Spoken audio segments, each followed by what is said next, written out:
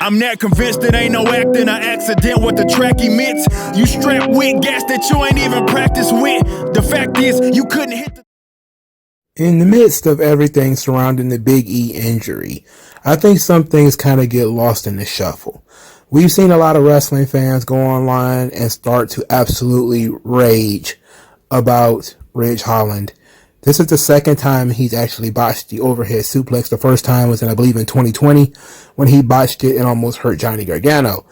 And I understand that some people have taken this as an indictment on the Performance Center. They've taken it as an indictment on Ridge Holland, on the WWE system, and all of these other different things. Let me tell you, it's none of that. These are freak accidents. And since these things are freak accidents, they tend to happen. It's just unfortunate that it happened with Ridge Holland and it happened with Big E. Now, in this video, I am going to talk about why we need to lay off Ridge Holland a little bit. Now, I am Mr. Accountability. You need Mr. Personal Responsibility. Ridge Holland should be held responsible for what he did, but it was indeed an accident, and it was not poor training. It was, at some point, a poor chemistry between the two. As most injuries we can go through with wrestling, a lot of it is not just on the person who injured the other person, the performer of the move. Sometimes it's on the performee as well. And it's quite often the case. It's a dual issue. Now, I'm not saying that Big E hurt himself. That's not what I'm saying here. What I'm saying here is there's two parts to every move, especially where a guy is lifting you. There's going to be two parts to it. I watched several videos of doctors talking about what happened to Big E. And for the record, Big E updated his status. They said that Big E has a C1 and C6 fracture in his neck. He will be out for several months, but will not require surgery. I personally would keep him out until the Royal Rumble, where he'd win the Royal Rumble and go on to WrestleMania. That's just my personal fan fiction of what I would do. But a C1, C6 fracture, pretty bad. That C6 is not good. That C1 fracture is probably not very good. Breaking your neck in any capacity, not good. But in this video, we want to talk about some neck injuries. And there's something that I want to tell as far as when it comes to the Ridge Holland situation. It's not always an indictment on the guy who botched the move. I know that Bret Hart has been a really big proponent of safety in wrestling and protecting your partners and protecting your opponents. And I get that. Ever since he got booted in the head by Bill Goldberg, which led to a severe concussion that he worked through, by the way, and later he would have a stroke, and he blamed the stroke on the concussion on the head injury that he had. It's entirely possible that could be the case. Ever since Bret really made it a big deal, we know that wrestlers have a history of injuring each other. It's a very dangerous business. But it's not always an indictment on the person who performed the move. Sometimes it's an indictment on the person who performed the move. Sometimes it's an indictment on the person who don't know how to take the move.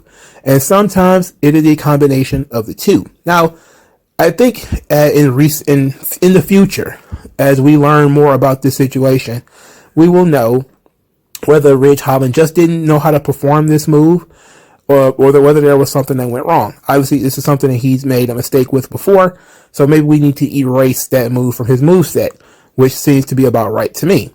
If you go through the history of Seth Rollins, I'm going to talk about neck injuries here, but Seth Rollins has a history of injuring guys. You know, he's the guy who almost crippled Sting. You know, this is the guy who broke Finn Balor's arm, and he continues to use the buckle bomb today.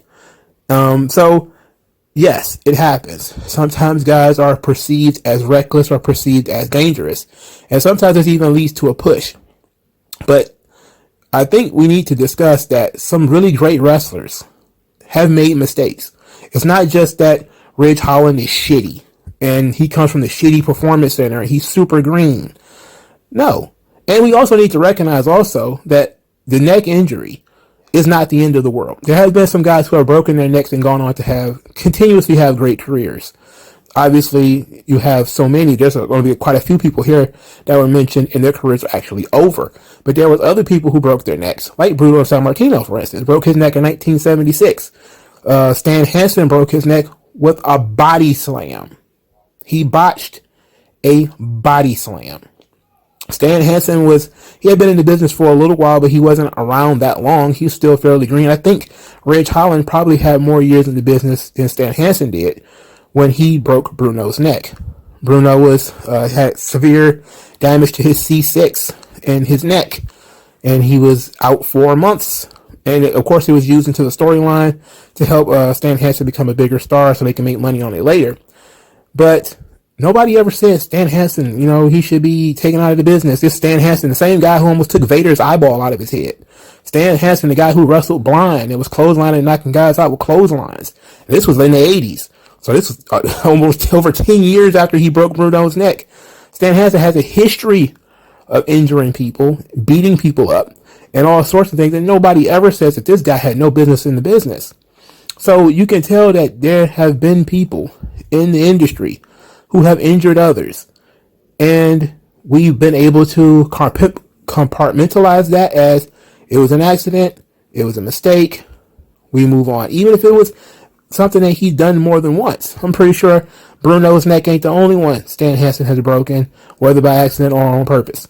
But one of the more famous ones was the rocker dropper case of 1990, where Marty Jannetty injured Chuck Austin, did severe damage to Chuck Austin's C4, C5, and C6, and his nervous system. The man was paralyzed, completely paraplegic. Later years, he would gauge the use of his arms again, and he was bound into a wheelchair. In 1994, he was awarded $27 million from the WWF and $1.5 million from Marty Jannetty personally. The WWE appealed that and got the award down to $10 million. Marty Jannetty only paid $500,000 of it. Marty Jannetty, relatively safe worker. The rocker dropper, a relatively safe move. Chuck Austin did not know how to take the move. That the story goes that he was told about the rocker dropper and he thought it was something different than what it really was. Therefore, when he took the move, he ended up breaking his neck. Marty Jannetty was held personally accountable for this. He had to pay $500,000. This guy was wheelchair bound for the rest of his life. And that move is the same move Billy Gunn uses, the same move Dolph Ziggler uses today. We didn't even ban the rocker dropper, and a guy was paralyzed from that move. 1994, Sabu broke his neck on an overhead toss. Chris Benoit was the guy who broke his neck. You've probably seen this video. It was one of the things that was run again and again and again in ECW.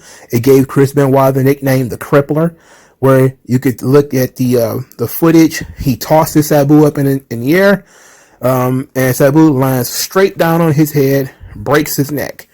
It was ugly, and Chris Benoit was absolutely destroyed as far as being guilt-ridden.